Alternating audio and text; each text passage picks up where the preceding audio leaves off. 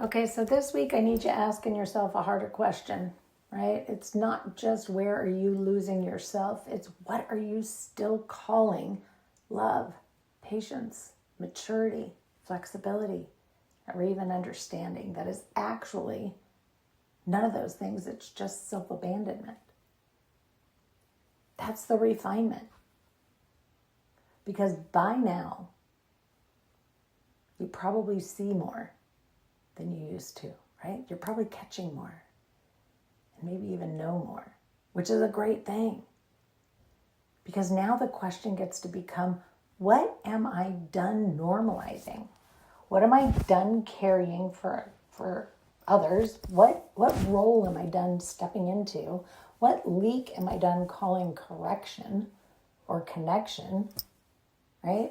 So let's focus in on this precision question this week. What am I done calling love that keeps costing me myself? It's not a small question. So stay with it this week.